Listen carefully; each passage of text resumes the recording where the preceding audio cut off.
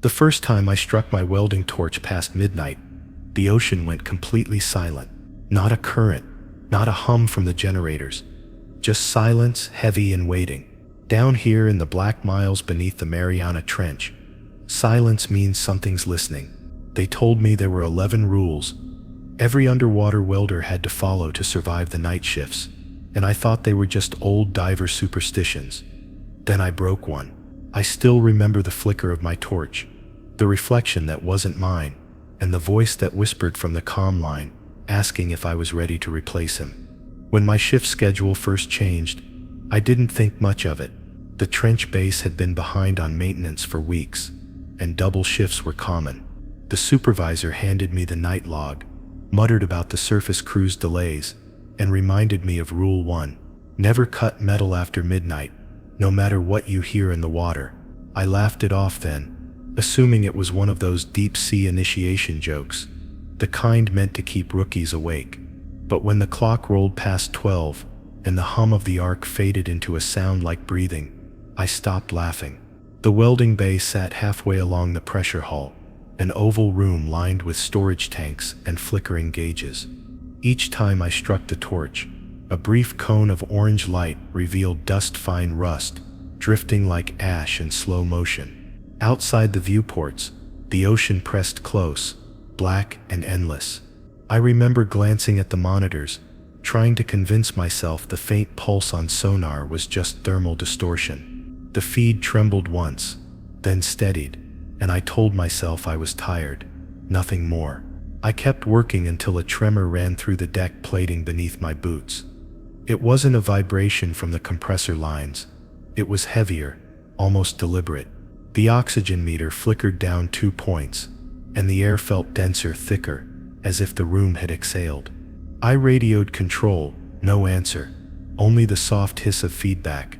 I tried again, louder this time, and the channel opened with a faint reply that didn't sound like the controller's voice. It sounded older, slower, and it called me by name before the line went dead. Every underwater welder knows the difference between echo and voice.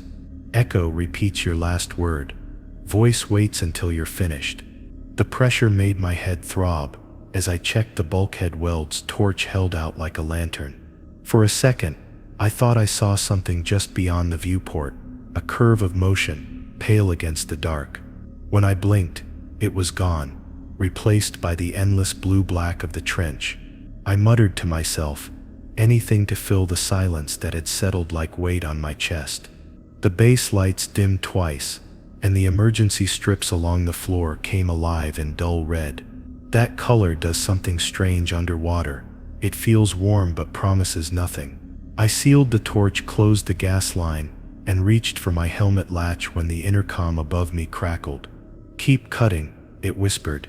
The words were distorted, but clear enough to freeze me. "We need to finish before morning." It sounded like the supervisor, but he'd gone topside 2 hours ago. I checked the log. The surface shuttle hadn't returned yet. I should have stopped right there. Every story about accidents down here starts with someone ignoring instinct, but the voice had authority in it, the kind that makes you move before you think.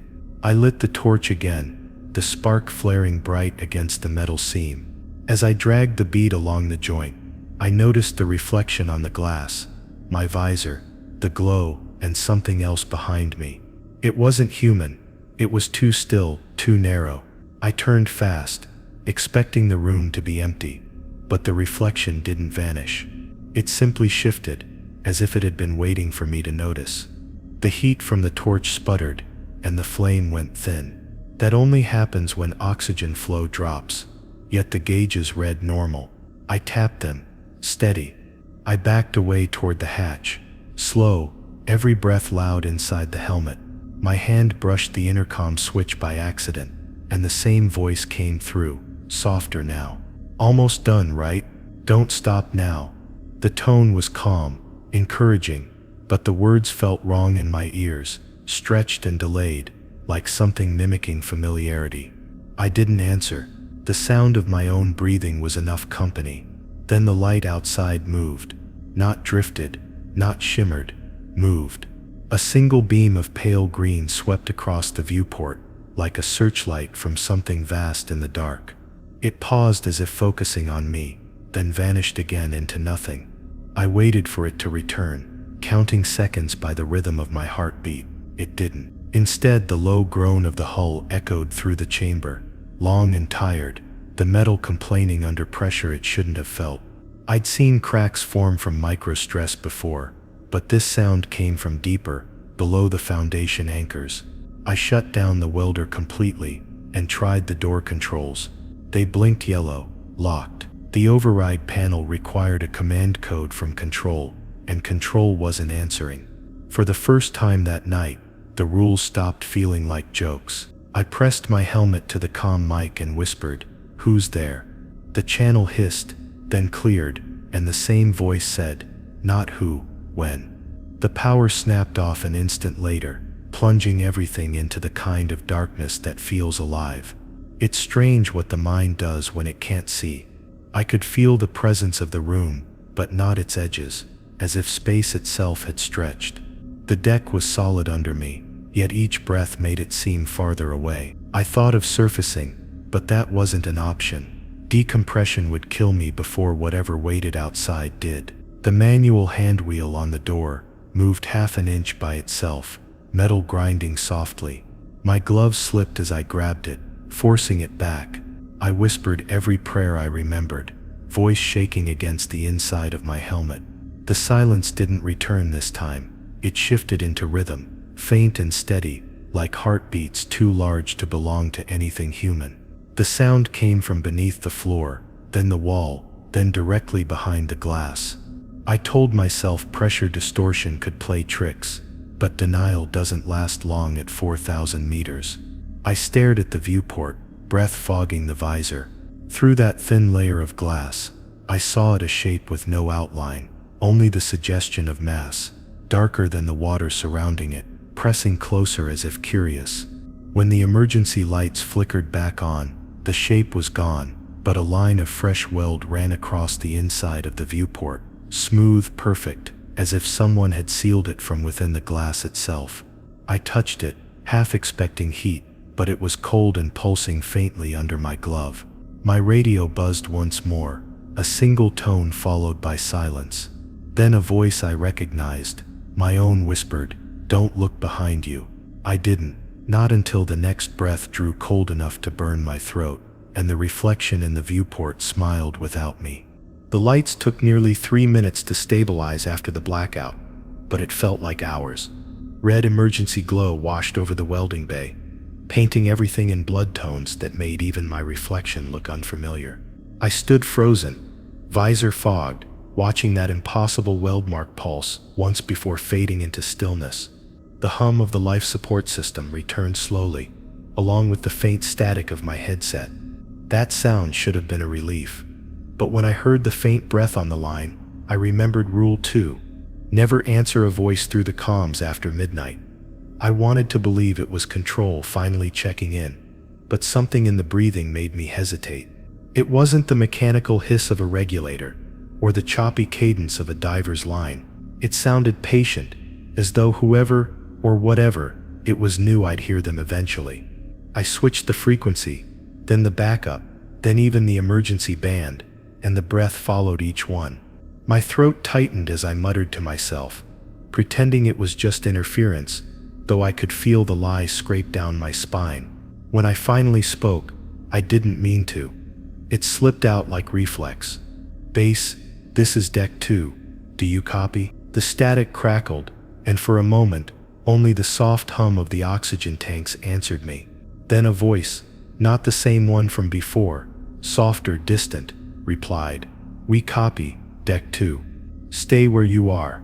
Relief flooded in, absurd and immediate, until the voice added, "We're almost done with you." The transmission cut out before I could ask what that meant. I stared at the comm unit, half expecting it to melt under the weight of that last word. The walls creaked again, this time longer, almost groaning like something heavy dragging along the exterior hull. Every diver knows the ocean's voice. Pressure, temperature shifts, movement, but this sound didn't fit any of those. It was deliberate, I pulled off my gloves and checked the internal seals, needing to focus on something real, something mechanical. The gauges blinked steady green, all systems nominal, which somehow made the dread worse. Problems I can fix, silence I can't. Outside the viewport, light flickered in brief pulses, soft, erratic, like bioluminescent creatures circling. But the pattern didn't move outward. It moved inward, toward me. I should have shut the blinds. Every crew member knows not to stare too long into that kind of darkness. Instead, I stepped closer. The glow swam together until it shaped something faintly human, a face, blurred, floating just beyond the glass. Its mouth moved, slow, deliberate. My headset whispered at the same rhythm, faintly delayed. "Open the hatch, please. You're late." My chest tightened as I stumbled back, helmet bumping against the wall.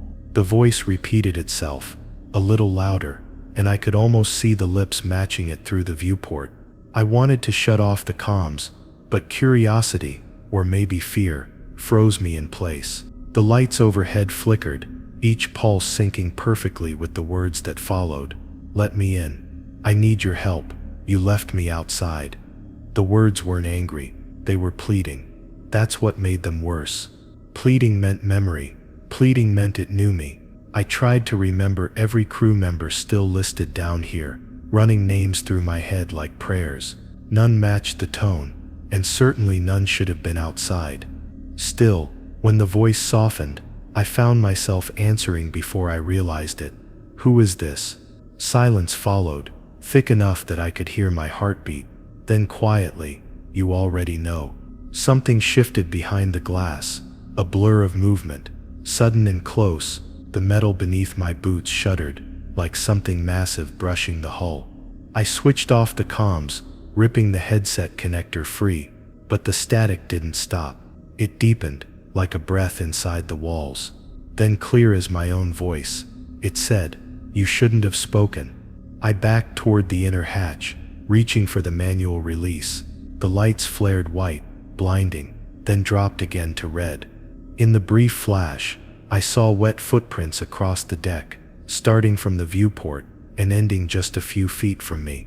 I hadn't heard the hatch open, and the pressure differential would have triggered an alarm anyway. Still, the prints glistened faintly under the red light, trailing water that shimmered with an oily sheen, like something that didn't belong to this ocean.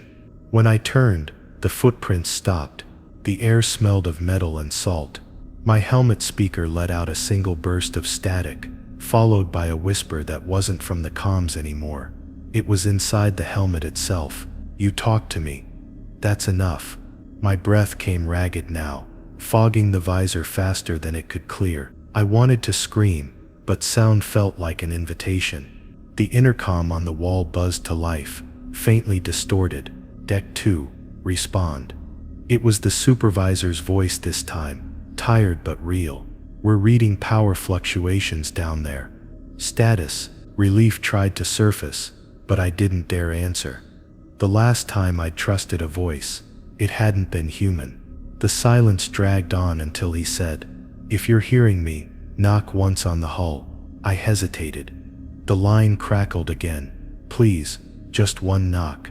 My knuckles brushed the steel wall. I didn't hit it, just hesitated, and something on the other side answered for me. A dull single thud echoed through the chamber, perfectly timed, perfectly heavy. The intercom clicked. "Copy that. We're sending a replacement down." Then nothing. I felt every muscle tighten. A replacement. There wasn't supposed to be one until next week. I checked the outer camera feed, expecting the usual darkness. Instead, a small maintenance sub was approaching, lights on, slow, methodical, but there was something wrong with the pattern of its strobes. They pulsed in sets of 11, the same rhythm the unknown voice had used. The closer it came, the more distorted its shape became, like the water itself was bending around it.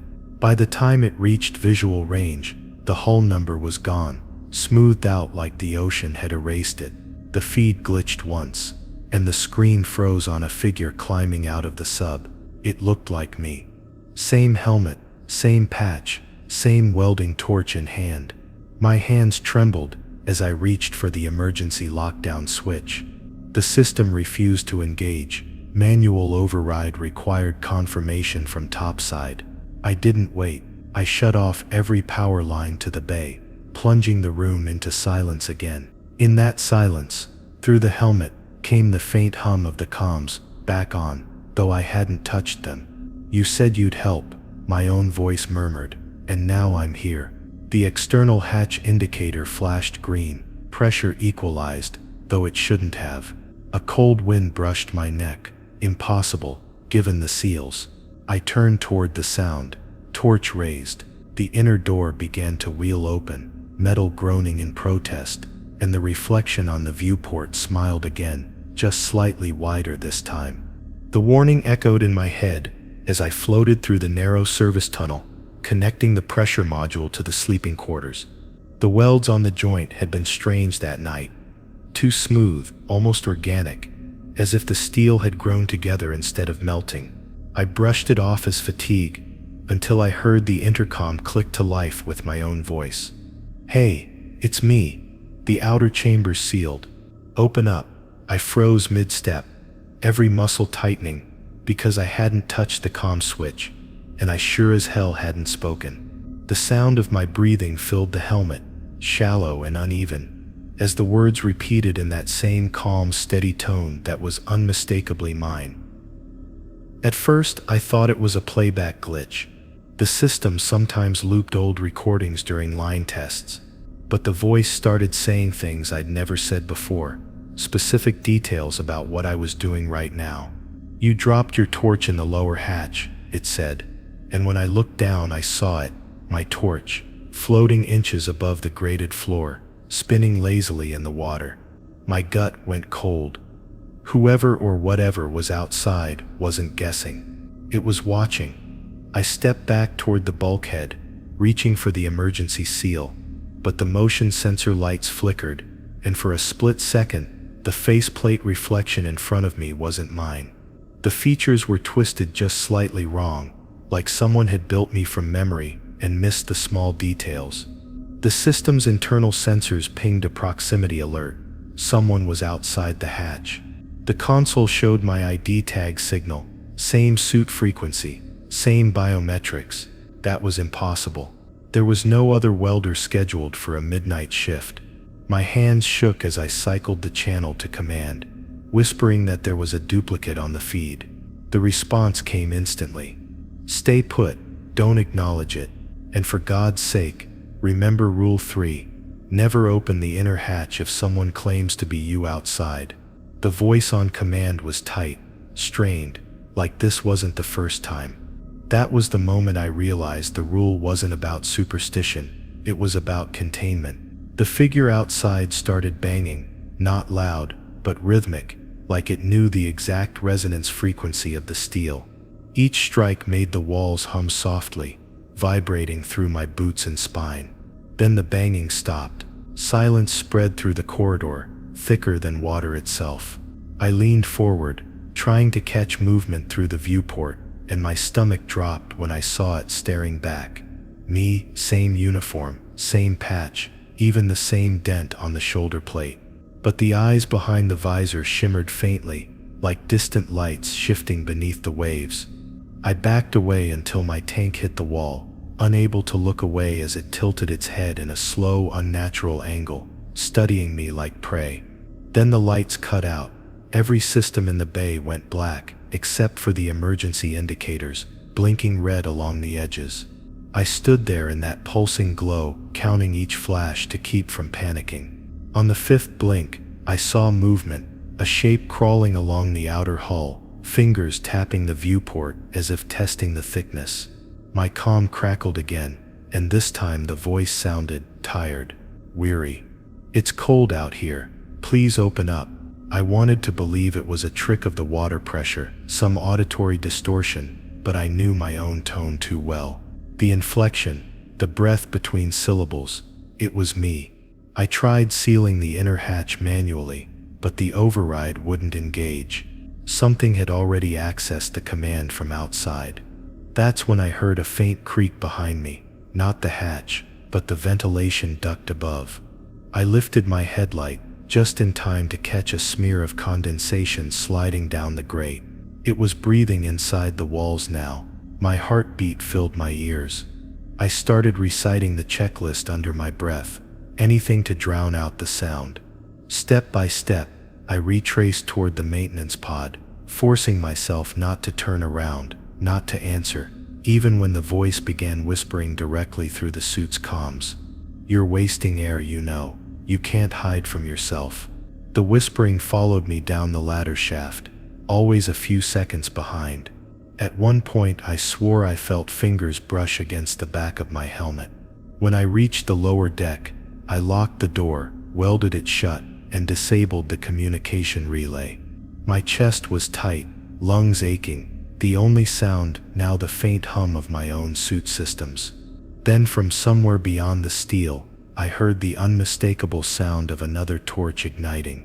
Blue light flickered through the water outside, moving along the seams of the outer hull.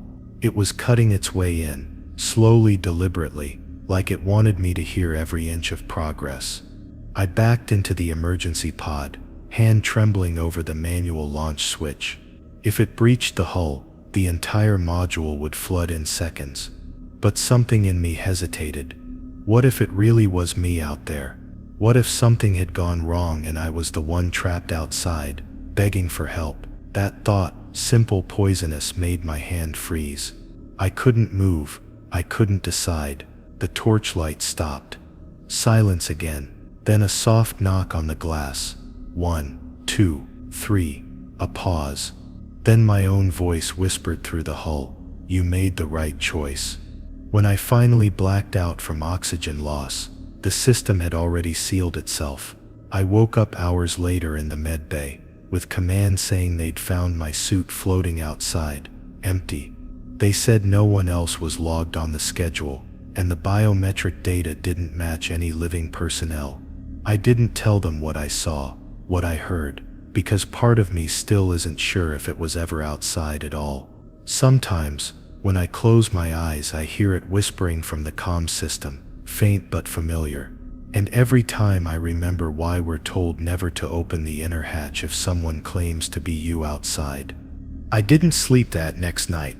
The med bay lights hummed softly above me, white and sterile, but my head was still filled with the sound of my own voice, echoing through the intercom. The crew said the system was fine, that the incident had been a hallucination caused by nitrogen imbalance, but I'd seen the welding torch marks along the hull. Someone, or something, had been cutting. The technician checking my vitals tried to joke about it, asking if I was hearing voices, and I forced a laugh, pretending it was nothing. But deep down, I kept repeating the words in my head: never respond to any voice that uses your name after midnight. The rule wasn't new to me. Every diver and welder stationed below 2 miles knew it, but most treated it like a superstition, a story told by older workers to mess with rookies. Now I understood why they said it so seriously. That night, I stayed in the main living quarters, near the windowed section of the observation dome. The sea outside was black, so dark it looked solid. Every few minutes, the floodlights would blink, and tiny white organisms shimmered through the void like falling stars. I thought keeping the lights on would help. It didn't.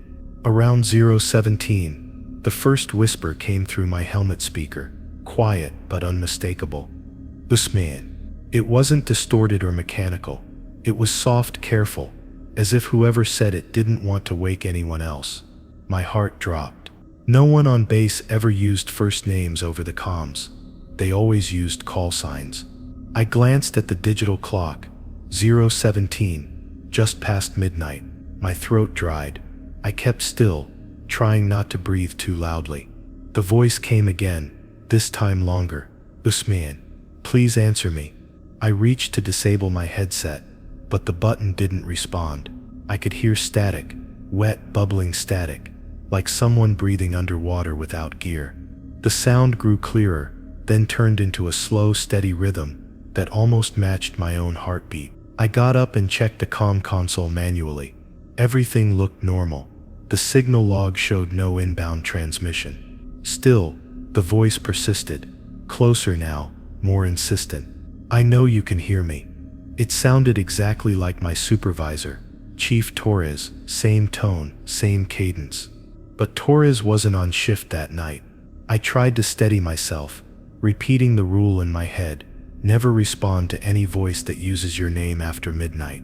But the voice kept pleading, quieter, almost trembling. "I'm trapped in the maintenance shaft. Please, you have to help me." The guilt hit me like a current. I wanted to believe it was him. I wanted to answer. But my gut screamed that if I did, something would happen that couldn't be undone. Then I heard a new sound, metal scraping, faint but deliberate, coming from the ventilation duct above the comm station.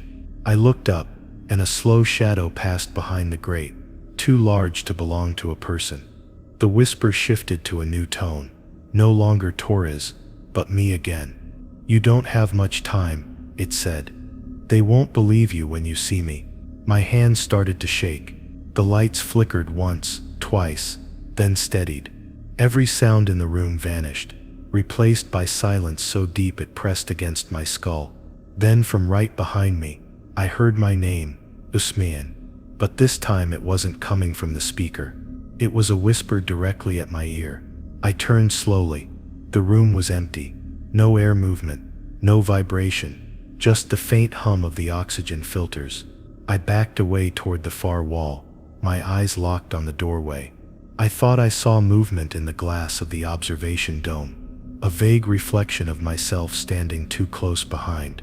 The reflection tilted its head, lips moving, but no sound came out. I couldn't tell if it was inside the glass or behind it, but I knew one thing: it was mouthing my name. That's when every comms unit in the lab powered on at once, filling the room with my name repeated over and over. Hundreds of overlapping voices, all whispering in slightly different tones. I covered my ears and ran to the emergency breaker, slamming it down to cut the power. Everything went dark. The silence returned, but I could still hear one voice, not from the speakers, from the hallway. It was quieter now, patient, calling me the same way you'd call a child hiding under a table. "Usman, I just need to talk to you." I pressed my back against the wall, breathing shallow. The sound was coming closer. I could hear soft footsteps sloshing through shallow water, though the hallway shouldn't have been flooded. The emergency red light above the hatch blinked once, and for half a second, I saw a figure standing in the corridor. Helmet cracked, suit torn open, face obscured by fog glass. Then it smiled. I didn't see lips move, but I felt it smiling. The voice came again, clear and sharp this time. "If you're not going to talk, I'll come in." My chest tightened. The door controls started blinking like someone was trying to override the lock. I scrambled to the nearest terminal, overriding the system manually, locking every hatch on the deck. The alarms flickered for a second, then stopped. The corridor was empty again. I waited there for what felt like hours, listening to the hum of the pressure pumps, until finally the voice faded into static. I didn't sleep. I didn't even take my helmet off until the next morning. When Torres finally checked on me at dawn, I almost broke down when I saw his face, real, tired, human. He said I looked pale and should rest. I didn't tell him what happened. How could I? He'd think I'd lost it. But before he left, he said something that made my stomach twist. "If you ever hear someone using your name after midnight, don't answer. It's how they learn what you sound like." That was all. Then he walked away. Since then I keep my comms off after midnight, and still sometimes, through the thick glass of the dome, I swear I hear it, a whisper from the dark water, soft and familiar, calling my name just to see if I'll respond. I learned Rule 5. Never look directly at the lights beyond the dome the hard way. On the second night after the voice incident, the dome was the only place that ever felt alive down there.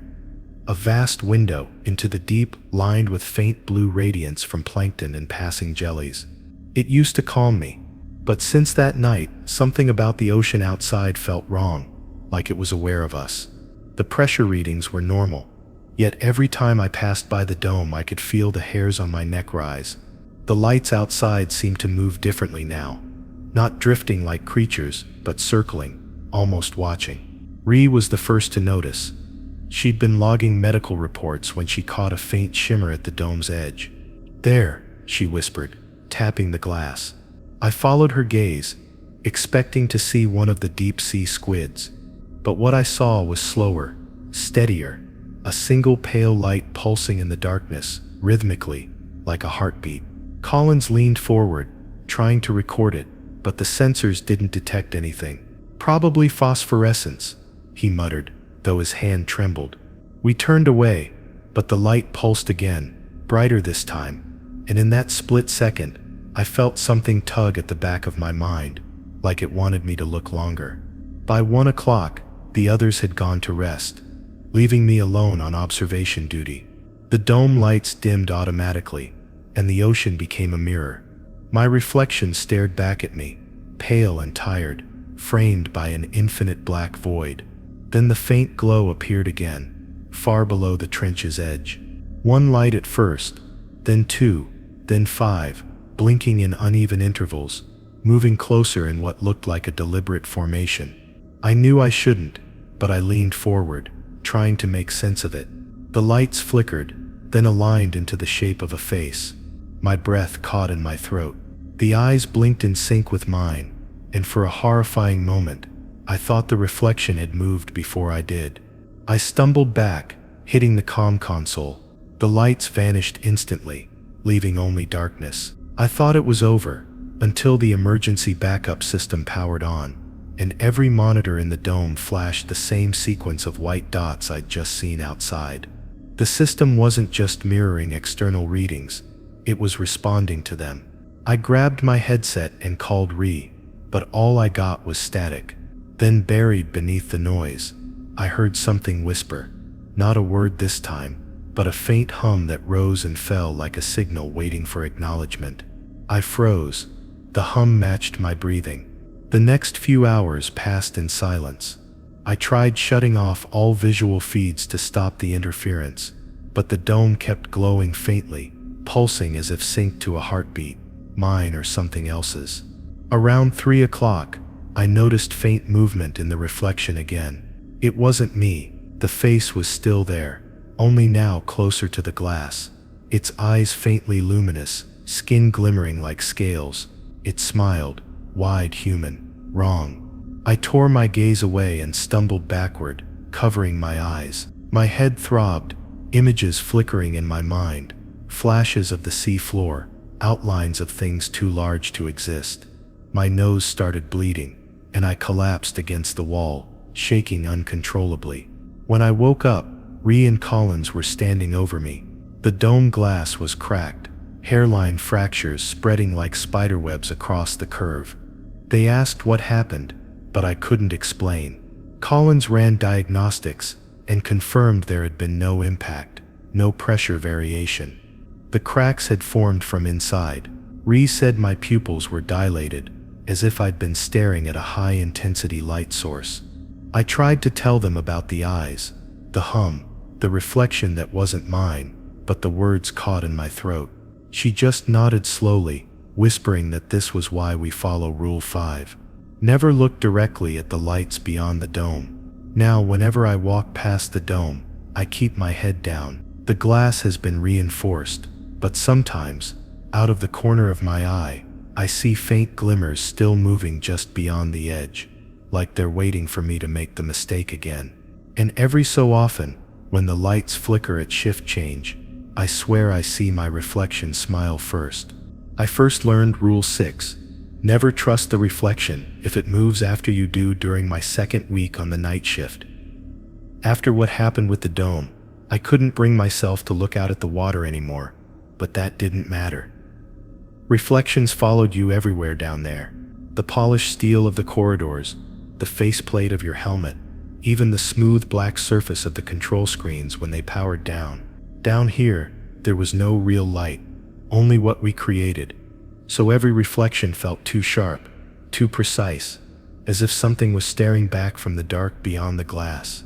It started small, a twitch in the corner of my eye, a faint delay when I turned my head. Then one night, my reflection smiled before I did. It happened in the equipment bay, while I was checking the welding units. The room was empty except for me, the racks, and the big observation panel across from the tool lockers. The power had dipped earlier, causing the overhead bulbs to flicker erratically. When I looked up, I saw my reflection in the panel. Pale face, heavy breathing, the usual. But when I lifted my hand to rub my eyes, it didn't move. It just stood there, watching me. Then, a second later, it tilted its head to the left. Slow, deliberate, like it was testing how far it could go without breaking the illusion. My heart stuttered. I blinked hard, convincing myself it was just exhaustion. But when I blinked, the reflection didn't. I backed away from the panel, keeping my eyes locked on it. For a moment it mirrored me perfectly again. Then the lights flickered, and when they came back, my reflection was gone. The panel was dark, the surface empty. I tried to breathe, to rationalize it. Maybe the light angle had changed. Maybe the surface glare just distorted the image. But as I turned toward the exit, something shifted behind me. I caught it in the corner of my eye, the reflection stepping forward out of the panel, as if it had just been waiting for me to look away. The air felt heavy, pressurized, like the room was sinking faster than the rest of the station. I ran to the door and slammed the manual seal, but the reflection didn't vanish. It just pressed its hand to the inside of the glass, perfectly aligning with mine, except for one detail. Its glove was torn. I wasn't wearing torn gear. I stumbled backward, my chest tight. The overhead lights dimmed, and in the soft red emergency glow, the reflection looked like it was breathing fog onto the glass from the inside. Then it smiled, a slow, deliberate curl of its lips, revealing teeth that were too sharp, too even. My knees nearly gave out. I hit the alarm switch, but nothing happened. No sound, no motion. The system didn't recognize me anymore. When Collins arrived 10 minutes later, he found me standing by the sealed door, still staring at the panel. He swore there was nothing on it but my own reflection. But when he stepped closer, he froze mid-sentence. I'll never forget his face, the way it went pale as he looked at the glass. Later he told me he saw a second version of me, standing behind the real one, perfectly still, eyes wide open. Then it blinked, even though I hadn't. He pulled me out of there, and we both sealed the bay permanently. Command logged it as a mirror hallucination due to decompression stress. For the next few days, I avoided every reflective surface I could. I even taped over the bathroom mirror and kept my helmet visor dimmed. But reflections have a way of finding you down there. On the third night, I was working near the coolant pipes when the polished casing of the main tank caught my eye. My reflection was faint, distorted by condensation, but there it was again. Same posture, same breathing, same eyes that didn't blink when I did. I turned away instantly, whispering the rule like a prayer. Still, I felt it smiling behind me, unseen but aware. The temperature in the room dropped a few degrees, and the metal groaned softly. Later that night, Ree came to check on me. She said I looked pale, my eyes unfocused, like I hadn't slept in days. I told her what I saw, and she didn't laugh. She just nodded, her voice low. "The reflections here don't follow light physics," she said. "They follow movement, and sometimes they get ahead of you." I asked what she meant, but she didn't answer. She just placed a small strip of dull black film in my hand. "Use this if you have to pass by glass," she whispered. "It makes you invisible to them, for a while." Then she walked away. I still carry that strip in my pocket. Sometimes, when the station lights flicker, I catch a glimpse of myself in the reflection of a shut-off monitor, or maybe not myself. Once I saw it clearly. It raised its hand in the dark, palm pressed against the glass, and its lips formed silent words I couldn't read. Then as the power came back, it turned its head slowly, toward something standing behind it. I didn't wait to see more. Now I move through the corridors without looking at anything that shines. My visor stays smudged, my tools scratched and dull, and yet I know it's still there. Sometimes, when the pressure shifts, I see faint fingerprints on the inside of the glass, perfect mirrors of mine, except they're always one step ahead. There's always sound in the deep, the groan of shifting plates, the crackle of distant vents, the rhythmic pulse of machinery echoing through metal walls. Down here, silence isn't peace. It's warning. The first time I learned Rule 7, never enter the observation dome when the ocean is silent, I didn't even realize what was happening.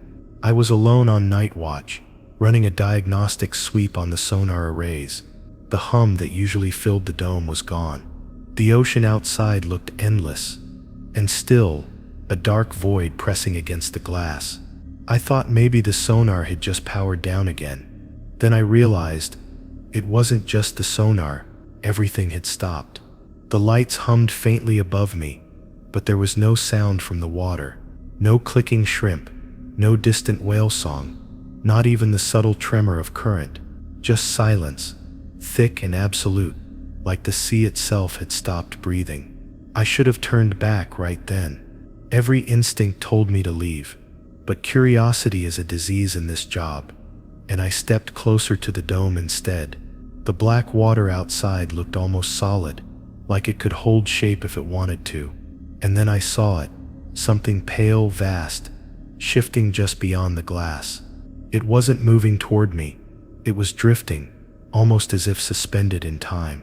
I reached out instinctively, my gloved hand pressing against the cold surface of the dome. The glass was vibrating, just barely, like something massive was pressing back from the other side. Then the lights flickered, and for a single heartbeat, I saw everything. The darkness beyond wasn't empty. Hundreds of faint shapes were suspended in the void, as if the ocean had frozen mid-motion. Fish, debris, shadows of things I didn't recognize. All perfectly still, caught in that moment of impossible silence. My heart was pounding so hard I could hear it echo inside my helmet. And then, as suddenly as it had stopped, the sound came roaring back, a deafening surge of low-frequency rumble that made the dome shudder. The water came alive again, but not naturally. It moved all at once, violently, like something massive had exhaled. The pale shapes vanished into the dark, and a current slammed against the dome hard enough to make the floor tremble. I stumbled backward, hitting the safety rail. The lights flickered again, and I caught a glimpse of something sliding past the glass, long, skeletal, with too many joints in its limbs. It didn't swim. It walked along the outside of the dome, its movements unnatural and graceful, like it was testing the barrier.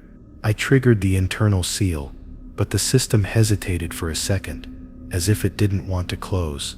When it finally did, I was shaking so hard I could barely breathe. I radioed control, but all I heard was static. The sound from outside still hadn't returned to normal. It was muffled, distant, like the ocean was holding its breath again. That's when I noticed the condensation forming on the inside of the dome. Slowly, deliberately, it was shaping into letters. 3 words. You heard us. After that night, the dome stayed off limits during silent periods. Command added it officially to the safety briefings, but most of us already knew better. We didn't talk about what we saw in those moments, but every diver and technician carried the same haunted look, the understanding that silence down here isn't absence, it's attention. Something listens when the ocean stops. Ree once told me the dome acts like an amplifier, that when the sea goes silent, it's not because the water is still, but because something else is listening closer. If the silence finds you, she said, you're not supposed to listen back. I asked her once what would happen if someone did. She just stared at the glass and whispered, then it learns your frequency. Now whenever I walk past the observation dome and hear nothing, no hum, no pressure hiss, no sound at all, I keep my eyes straight ahead and my pace steady. The silence presses against the glass like a heartbeat waiting to start again. And in that stillness, I swear I can hear faint tapping, not from the outside, but from within. The deeper you go, the more you start depending on light, as if it's air. Down here, light isn't comfort, it's a boundary. That's what they drilled into us on my first rotation. The beams keep what's out and what's in safe. I didn't really understand it until the night the generators flickered, and for a few seconds the trench outside swallowed everything. That was when I first understood why Rule 8. Never shut off the exterior floodlights, no matter how dark it gets existed. The dark in the deep isn't absence, it's presence, waiting for permission to move closer. The blackout happened just after midnight. The weld bay was dead quiet, except for the crackling echo of a torch cooling off. I was logging my final inspection report when the lights outside blinked once, then again, and vanished. The dome glass went black instantly, a flat, endless void pressing against us. It's hard to explain how fast panic spreads in a place like that. One moment, you're inside a well-lit steel habitat, and the next, it feels like you're floating in the center of nothing, surrounded by something that finally noticed you were there. The backup lights inside the habitat flickered to red, dim, and useless against the void beyond the windows. Ree was the first to react, bolting for the control console. She tried rerouting power from the auxiliary grid, but the system didn't respond. "It's not the generator," she muttered. "It's the breakers. Something's forcing them open." We both stared at the monitor. Each circuit was tripping one by one, methodically, like something intelligent was flipping them. I felt the air get colder. The pressure outside hadn't changed, but the temperature inside was dropping fast, frost beginning to crawl along the inner glass. Then the sonar pinged. Once. Then again. Then it stopped. We moved to the viewport. Even without the lights, there was a faint shimmer, like bioluminescent trails swirling in the dark. But these weren't fish. They moved against the current, bending and forming slow patterns, as if circling the station. "They're too big," I whispered. Ree didn't answer. She was staring into the dark with a strange look on her face. Not fear exactly, but recognition. "Don't look at them," she said softly. They noticed movement. The patterns outside tightened, spiraling closer toward the dome. Then, without warning, the light snapped back on all of them, at once. The floodlights blazed through the water, slicing through the black. For a split second, I saw what had been circling us. Long, thread-like bodies stretching into the distance, too many to count, vanishing into the haze. The light hit them, and they recoiled, writhing into the dark. But in that flash, I saw faces, dozens of them, pressed against the glass, human-shaped but wrong, pale like candle wax, and moving in jerks, as if struggling to hold their shape. The light saved us. I know that now. The instant they came back on, the temperature rose, the systems rebooted, and the sonar resumed its normal hum. Later, when Ree reviewed the footage, the external cameras showed nothing but static during the blackout. Not darkness, static. The kind that only appears when something interferes with the signal, as if the water itself had become a wall of noise. We didn't talk much after that.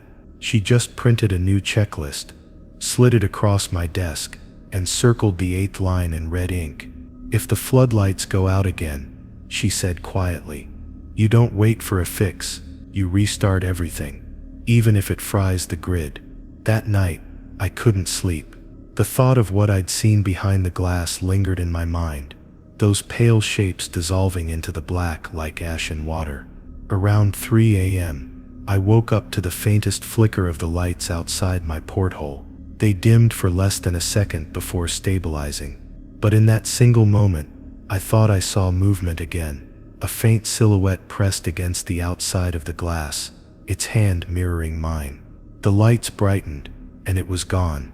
Now, every time I pass the main floodlight panel, I make sure the breakers are locked in place. I even check the wiring manually, tightening every seal, because once long ago, someone must have thought turning them off would save power, and maybe that's why we're still patching the dents on the outer hull. Handprints burned into steel, facing inward. Every deep-sea base has layers, places designed for work, others for repair, and some that are simply left alone. Maintenance Level 3 was one of those places we all avoided. Though it technically wasn't off-limits on paper, It sat right below the primary welding deck, a narrow ring of steel corridors built into the station's lower spine. When I first arrived, the techs warned me about the air down there. Stale, heavy, like something had been exhaling in those vents for too long. So when I first saw Rule 9, never descend below maintenance level 3. Even if the alarms say otherwise, it didn't seem like superstition. It was survival advice that everyone silently respected. The night it happened, the alarms blared at 2:17 a.m. The readouts flashed a breach warning. Pressure drop detected. Lower deck 3. The base shuddered slightly, and for a moment I thought we'd actually sprung a leak. But the pressure stabilized within seconds. Ree's voice crackled over comms. Calm but strained. All units stay put. Ignore the breach signal. It's a phantom trigger. She didn't have to say more. We all knew what that meant. Sometimes the systems read something moving in the lower levels and misinterpreted it as a pressure loss. That's why Rule 9 existed. You didn't go down there to fix it. You waited until it stopped. But that night, it didn't stop. The alarm kept looping, echoing through the metal corridors like a heartbeat. The sound grated against my nerves. It wasn't just noise. It was rhythm, deliberate, like a pulse syncing with mine. I tried to ignore it, but the red light above the hatch to level 3 kept flashing. Then came the voice. Faint at first, carried through the intercom, distorted but unmistakable. "We need hands down here. The seals are breaking." It was Ree's voice. The same tone, the same clipped way she spoke. "Copy." My blood froze. I tapped the comm line to the control room. "Ree, did you just call for assistance on level 3? Static." Then her real voice, clear and frustrated. "No, stay where you are. Whatever you hear, do not open the hatch." I looked at the speaker. The other voice came through again, softer this time, almost pleading. "It's spreading. Please. I need you down here." My hand hovered over the hatch release. For a second I believed it. The tone was perfect. The slight panic, the mechanical hum of her mic. Whoever, or whatever, it was, it knew her voice better than the AI did. The air pressure gauge beside the hatch shifted suddenly, up, not down. That wasn't possible. A rise in pressure from below meant something was pushing upward, compressing the air. I took a step back. Then came the sound, metal bending somewhere beneath my feet, slow and deliberate. A single clang, then another, like footsteps pacing in the dark below. I killed the hatch's power feed and backed away until the emergency light flickered off.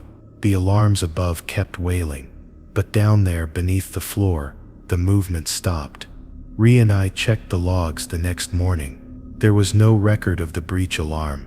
No playback of the comms from that hour. The system had purged the data automatically, but something new had appeared in the environmental readings. A temperature spike, short and precise, exactly 90 seconds long, located beneath maintenance level 3. Like something hot passed by, Ree muttered. She didn't look up from the monitor when she said, "Don't ever go down there, even if the system begs you to." Weeks later, during a pressure audit, a junior tech named Miller decided to ignore the rule. He thought the alarms were random code loops, and that he could patch them manually. We found the hatch to level 3 open, and the access ladder slick with condensation.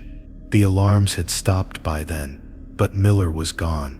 The feed showed him descending, flashlight sweeping across the pipes, muttering about faulty valves. Then his camera shook. A brief flash of light, and the feed cut. All that remained was a single low tone humming through the speaker. The same rhythmic pulse I'd heard that night. Now every time I hear that faint vibration through the floor, I know better than to check. It always starts softly, like someone knocking from far below, and then fades as if it's retreating. But sometimes, when the hull groans in the dark, and the alarms flicker red for no reason, I catch the faint echo of that voice through the intercom again. Calm, familiar, and always saying the same thing. We need you down here. Down here, lights aren't supposed to wander. Every beam, every reflection, every flicker has a source. A welder's torch, a submersible, a flood lamp. The water doesn't create light on its own. Not this deep. That's why Rule 10. If you see a light moving independently outside the dome, turn away and count to 30. Before looking again was one of the first rules I memorized. Everyone had a story about seeing something glowing out there. A lost beacon, a diver's flare, a drifting sublight. But what made the stories terrifying wasn't the light itself. It was that, when they went to check, the light always moved like it knew it was being watched. It was my 5th month on the station, and fatigue had become part of daily life. Ree and I were patching a corroded pipeline near the eastern hatch when the floodlights dimmed to half strength. A routine fluctuation, we thought. I was halfway through sealing the joint when a shimmer caught my eye, a white-blue flicker just beyond the main dome. It was small at first, like a diver's headlamp, but there were no dives scheduled, and the depth sensors confirmed no submersibles nearby. The flicker brightened, growing into a smooth, pulsing sphere drifting toward the dome. I froze, welding torch still in hand, watching it glide closer. "Don't stare at it," Ree hissed. I hadn't even realized she'd noticed. Her voice trembled, something I'd never heard before. "Turn around, now." I hesitated for half a second too long, mesmerized. The light wasn't just bright, it was beautiful. It shimmered like liquid, shifting through colors that didn't seem real, hues that made my eyes water just trying to process them. Then it twitched, once, like it blinked. That was when I turned away and started counting. 1, 2. My voice was shaking. 3. The light behind me flared brighter, casting long shadows across the walls. By the time I reached 30, the room was dark again. When I looked back, the light was gone. No reflection, no glow, nothing. Just the black of the deep pressing against the glass. I exhaled and tried to laugh it off, but Ree didn't. She stayed silent for a long time before finally whispering, "You almost looked too long." I didn't understand what she meant until I saw the camera footage the next morning. The external dome camera had captured the entire event. At first, the light moved normally, a single glowing sphere drifting lazily, but around the 15-second mark, it changed shape. It stretched, like something unfolding from within it, thin limbs pressing against the inner glow until they became silhouettes. By the time I turned away, the thing inside the light was almost clear enough to see. That same night, the light came back. Only this time, it wasn't alone.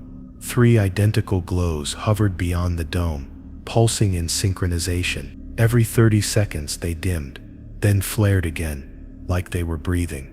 The crew sealed off the observation deck, and reordered us not to look directly outside. But curiosity doesn't die easily. One of the new welders, a kid named Vega, snuck a glance during the night shift. He didn't say anything afterward, just stood there, facing the glass, unblinking. When they finally pulled him away, his pupils were blown wide, and he kept whispering, "They're trying to get in." He didn't sleep again after that. We checked the lights the next morning. No trace of them remained, but faint scorch marks lined the outer dome in perfect circular patterns, like fingerprints pressed against it from the outside. Command dismissed it as static discharge. They always do. But when I walked past the dome later, I noticed something else. Faint smudges on the inside of the glass, shaped like hands, small and translucent. I wiped one away, and for just a moment, I swore the glass was warm. Now, whenever I catch a flicker out of the corner of my eye, I don't question it. I just turn away and count, slow and steady, until the world feels heavy and real again. Because those lights aren't searching randomly, they're patient, and I think they remember the faces that stared too long. It sounds harmless, doesn't it? Dawn, that faint shimmer of blue that crawls across the water when the upper ocean catches light. But in the Mariana Trench, dawn doesn't exist. the sun never reaches this deep. So when Rule 11, never stay to see the dawn rise from the trench, appeared on the manual, everyone laughed at first. We thought it was some poetic nonsense from the first generation of divers, a warning written for effect. But the truth is, something does rise down here, and it pretends to be dawn. The old crew called it the false light, the deep glow, and when it comes it means something ancient has started to wake. It happened on my final week. The ocean outside had been calm for days, unnaturally calm. No currents, no sonar interference, just silence and the soft hum of the floodlights. Ree had been gone by then, transferred to another outpost after Miller's disappearance. That left me as the senior on-site engineer. I stayed up late, finishing pressure diagnostics, when I noticed it. A soft gradient of color seeping across the dome glass. It wasn't from our lights. It was natural. Gentle waves of orange and violet, drifting through the black water, like a sunrise spreading beneath the sea. I knew what it meant, but some part of me still wanted to see it. At first it was beautiful. The kind of beauty that hurts. Quiet, fragile, impossible. The dark water glowed as if illuminated from below, as though something vast and luminous was rising from the depths. I shut down the floodlights to get a clearer view, breaking the 8th rule, I know, but I couldn't help it. The light pulsed rhythmically, like a heartbeat. For a second, I thought I saw a shape within it, massive, round, almost spherical, like a sun buried miles beneath us. And then I realized it wasn't rising. It was looking up. The walls groaned softly, as the base adjusted to a shift in pressure. I backed away from the dome, heart pounding. The glow brightened, and with it came a low vibration through the floor. Deep, slow, almost like a sound too low for human ears. My tools rattled on the workbench. The control panels flickered, and the water outside began to boil, not from heat, but movement. The glow spread, splitting into tendrils that reached upward through the black. One of them brushed the dome, leaving a streak of light that lingered for seconds before fading. That was when I saw it. Faces in the glow, countless and shifting, like memories burned into light. I stumbled backward and triggered the blast shutters. The dome sealed just as the glow reached full intensity. Everything outside went white, so bright that even through the shield, the reflection burned against my retinas. The power grid overloaded, lights bursting one by one, until only the emergency red glow filled the habitat. Then slowly, the light began to fade. When the systems came back online, the ocean had gone completely black again. No shimmer, no trace, just silence. But the dome glass was different. Along the inner curve, faint handprints were pressed into the surface, glowing faintly blue, as if something from the outside had touched from both directions. The next day, I filed my final report. Command classified it as an optical anomaly caused by deep thermal currents. I didn't argue. I just packed my gear, handed over my clearance badge, and boarded the ascent shuttle. As the station shrank below, I saw something flicker far beneath it, a soft pulse of light, rhythmic, deliberate, like something breathing or waiting. Even now, topside, sometimes I dream about that glow. In my sleep, I see the dawn rising through the black, the light swelling up through the deep, like it remembers me. Sometimes, when I wake before sunrise, I catch a shimmer on the horizon, faint, blue and far too deep to be sky. Maybe that's why no one ever truly leaves the trench. Because when you've seen what wakes beneath it, part of you never surfaces again. If you enjoyed this story, like, share and subscribe for more.